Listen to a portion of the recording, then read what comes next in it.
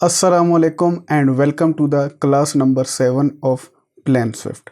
तो अपनी आज की वीडियो में हम बात करेंगे दो कमांड्स या दो टूल्स के ऊपर। एक है सेगमेंट टूल एंड दूसरा है काउंट टूल। अपनी पिछली 6 लेक्चर्स का अगर हम रिवीजन करें या रिवाइंड करें तो पहला लेक्चर तो जस्ट मैंने स्लाइड्स के थ्रू आपको एक प्रेजेंटेशन दी थी कि प्लेन स्विफ्ट होता क्या है, इसकी हमें ज़रूरत वगैरह क्यों पड़ती है, उसके ऊपर हमने बात की थी ताकि हम एक फाउंडेशन डेवलप कर सकें अपने सॉफ्टवेयर के रिलेटेड। दूसरी वीडियो में हमने प्लेन स्विफ्ट के ओवरऑल इंटरफेस को देखा था कि कौन सी कमांड किस जगह पे हमें मिलेगी और एक सरसरी सा या शॉर्ट सा इंट्रोडक्शन देखा था। तीसरी वीडियो में हमने ये किया था कि हमने इंपोर्ट करना सीखा था। चौथी वीडियो में हमने ये किया था कि हम स्केलिंग कैसे कर सकते हैं। पांचवी वीडियो में हमने एरियाज़ मार्क किए थे, ये जो आपको विजिबल हैं, ठीक है। और अपनी छठी वीडियो में हमने देखा था लीनियर कमांड को कैसे यूज़ करते हैं। लीनियर कमांड में मैंने कुछ टाइप्स डिस्कस किए थे, ये wall metric wall area and linear cubic metres, ठीक है। और सिंपल लीनियर भी हमने डिस्कस किया था अपनी पिछली वीडियो में। मकसद क्या है इन सब चीज़ों को दोबारा बताने का? एक मकसद मेरा ये है कि जिन लोगों ने अगर मेरी वीडियो कुछ दिन पहले देखी थी तो उनको रिवाइंड हो जाए। दूसरा, अगर कोई वीडियो कोई बंदा कोई न्यू कमर यहाँ से ज्वाइन कर रहे तो उसको पता चल जाए कि हम पहले क्या क्या काम कर चुके हैं और उनको वो तमाम वीडियोज़ मेरी प्लेन स्विफ्ट की प्लेलिस्ट के अंदर मिल जाएंगी ताकि वो जाके विज़िट कर लें या देख लें। आज की वीडियो में हम सेगमेंट के ऊपर बात करेंगे और काउंट के ऊपर।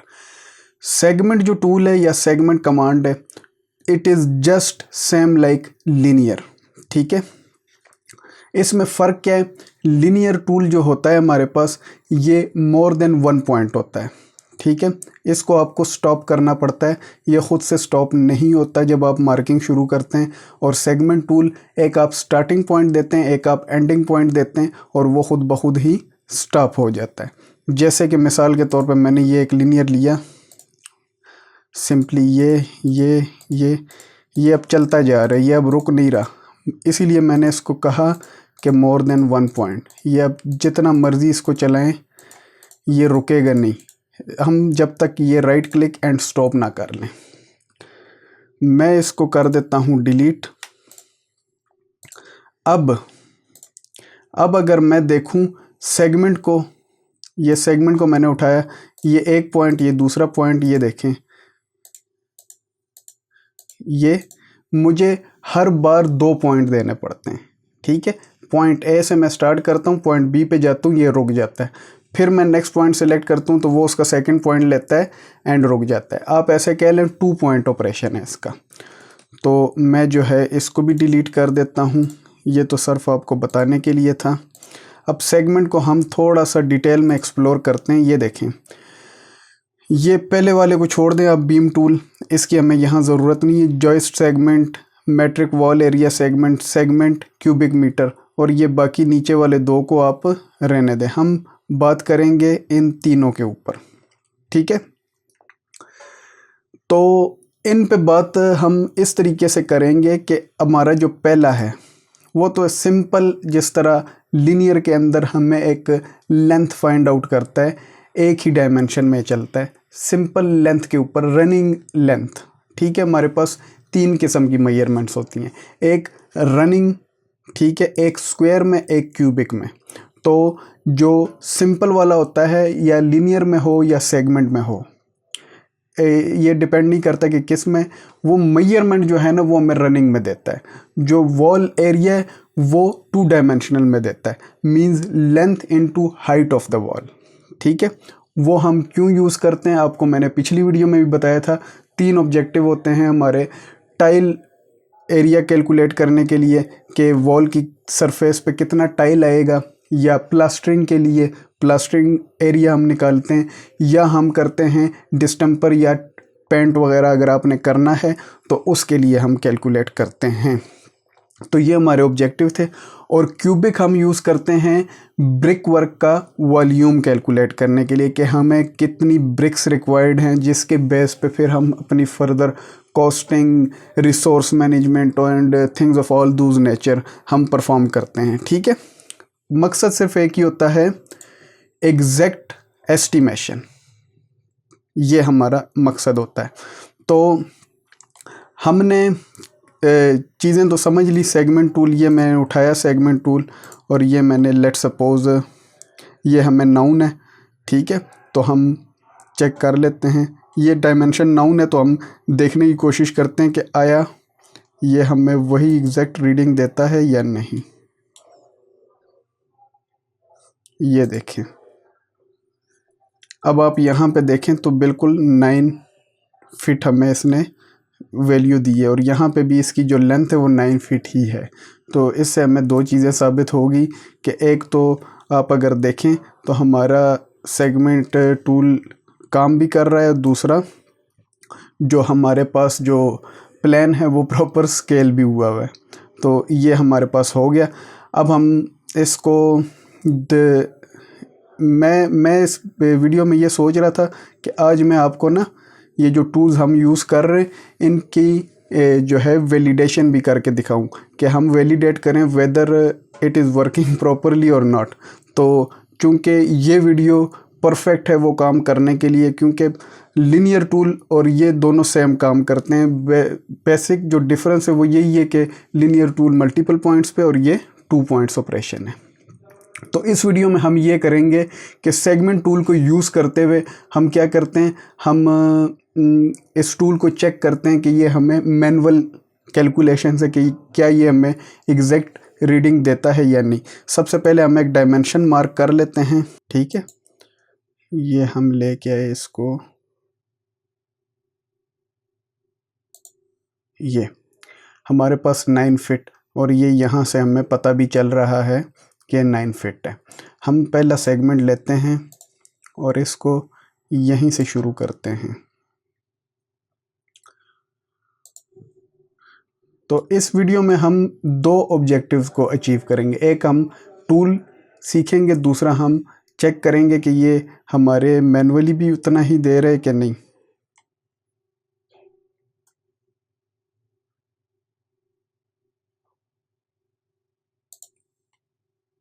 ये देखें, सेगमेंट से हमारा पहला रिजल्ट आ गया 9 फीट, जो कि रनिंग लेंथ मैयर कर रहा है। दूसरा हम मैयर करते हैं वॉल एरिया।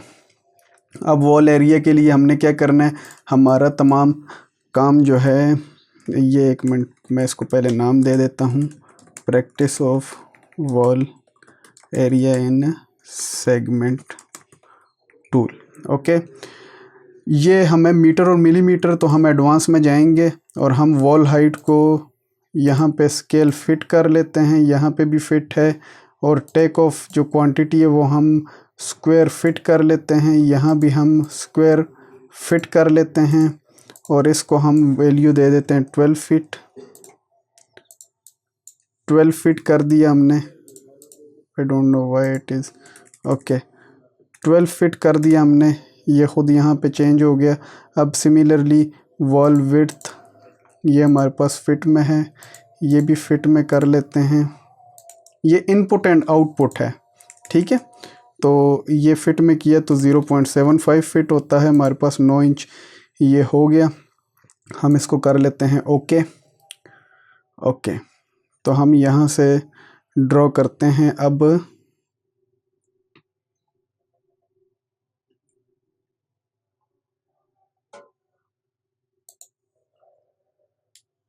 इस वॉल के बराबर।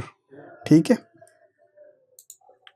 अच्छा ये हमारे पास 108 आ रहा है, यहाँ से हम चेक कर लेते हैं एस्टिमेशन से। तो सेगमेंट कहाँ है हमारे पास, ये है, ये आ रहा है 108 स्क्वायर फीट। कैलकुलेटर ओपन करता हूँ, वॉल की लेंथ 9 थी और हाइट 12 थी, तो 108 means it is giving us the exact value. अच्छा, अब हम चलते हैं दूसरे, जो हमारा थर्ड है उसके ऊपर हम बात करते हैं सेगमेंट क्यूबिक। तो सेम हम कह लेते हैं जी, प्रैक्टिस ऑफ क्यूबिक सेगमेंट, और यहाँ फिर हमें मीटर और मिलीमीटर है तो हम एडवांस में जाएंगे। अगर आपकी ड्राइंग मीटर और मिलीमीटर में है तो आपको ये स्टेप्स नहीं करने पड़ेंगे। ये देख लें मुझे कितना कुछ चेंजिंग करना पड़ा। क्यूबिक फिट किया, यहाँ पे आउटपुट को भी क्यूबिक फिट कर दें, यहाँ पे इनपुट को फिट कर दिया, यहाँ पे भी आप फिट कर दें, और इसको मैं दे देता हूँ जी 12 फिट। ये भी 12 हो गया। ये मिलीमीटर है, इसको मैं फिट में कर देता हूँ। ठीक है, यूनिट्स को कंसिस्टेंट रख रहा हूँ, बाकी आप लोग समझदार हैं। 0.75 होता है, 9 इंच हमारे पास। ये ओके कर दिया, और अब मैं इसके थ्रू भी मार्क करने की कोशिश करता हूँ, एंड लेट्स सी के हम कर पाते हैं जी। 81.2, तो लेट्स सी हम चेक करते हैं। Wall length 9 multiply by 12 multiply by 0.75, ये 81 ठीक हो गया। यहाँ पे 81.2 आ रहा है, चूँकि मामूली सा ही आगे पीछे हो जाता है, हम जब क्लिक करते हैं तो इसमें भी मामूली सा आगे पीछे हो जाता है। This is not a big deal.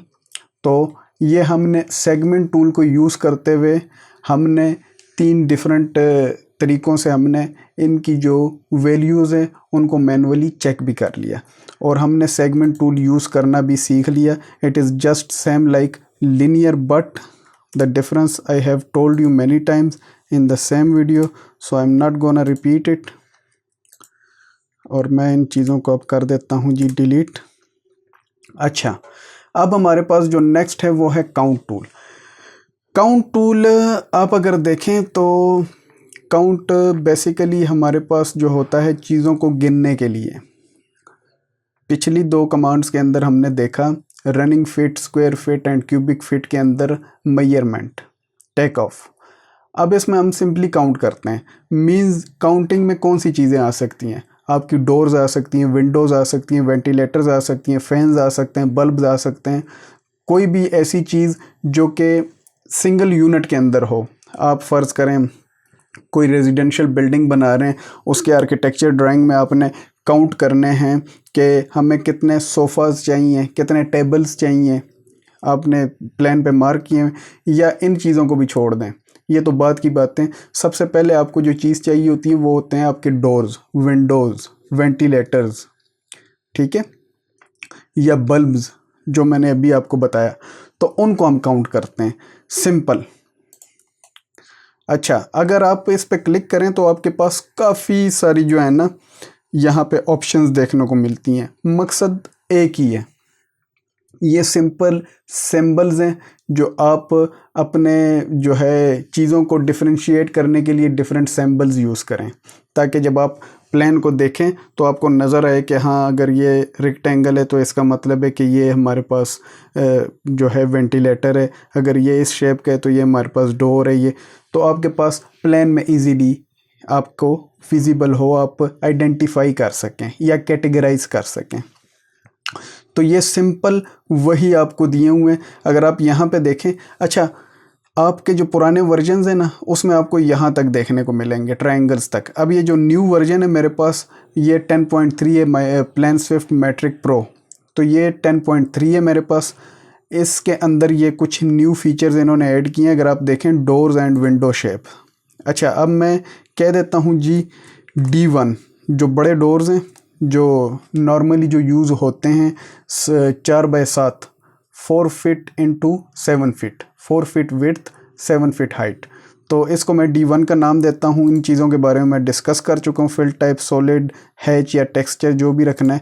अब शेप, डोर्स एंड विंडोज़ आपने सेलेक्ट किया तो उसके अंदर फिर शेप्स हैं, right hand door, left hand door, double door, door elevation view, casement window, hung window, slider window, window plan view. तो आप इसमें से जो भी ऑप्शन जो भी शेप रखना चाहें आप रख सकते हैं, ये आपकी मर्ज़ी है। मैंने ये रखा राइट हैंड डोर, एंड जहाँ पे ये डोर्स हैं मैं इस पे क्लिक करता हुआ जाता हूँ।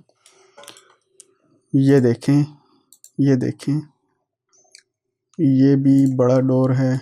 लेट्स सपोज अच्छा, और एक ये डोर है। अब अगर आप इधर देखें तो आपके पास ये नज़र आ रहे हैं D1 6, मीन्स कि हमारे पास 6 डोर्स हैं। ठीक है, तो यहाँ पे आपका सारा डाटा रिकॉर्ड हो रहा है। जो जो आप यहाँ पे प्लान पे मार्क करते जाते हैं वो यहाँ पे आपके पास अल्टरनेटिवली रिकॉर्ड होता चलता है। ठीक है, अच्छा, अब अगर मैं देखूं कि मेरे पास कुछ यहाँ पे डबल डोर्स भी हैं, तो आपने क्या करना है, आपने सिंपल जाना है डोर्स एंड विंडोज़ और उसको आप कह दें जी MD मैन डोर, एंड यहाँ से आप सेलेक्ट कर लें डबल डोर। ठीक है, कलर आप चेंज करना चाहें कलरिंग आप कर सकते हैं। ये देखें जी, ये आपके पास मैन डोर आ रहे हैं। जहाँ जहाँ पे आपके पास मैन डोर है ये देखें। अब यहाँ से आप देखें तो मैन डोर 4 है हमारे पास। अब इनके काउंट करने से हमें क्या मिलता है? एक तो हमें, अगर लेट सपोज ये तो एक प्लान है, अगर लेट सपोज 10 स्टोरीज बिल्डिंग हो तो एट द एंड जब हम परफॉर्म करेंगे सब की टेक ऑफ क्वांटिटीज़, तो एट द एंड हमारे पास एक नंबर आएगा कि D1 जिसका साइज़ 4 फीट इंटू 7 फीट है वो हमें 50 डोर्स चाहिए या 50 डोर्स चाहिए। MD मैन डोर जो कि जिसका साइज़ 6 फीट इंटू 8 फीट है ये हमें 30 डोर्स चाहिए।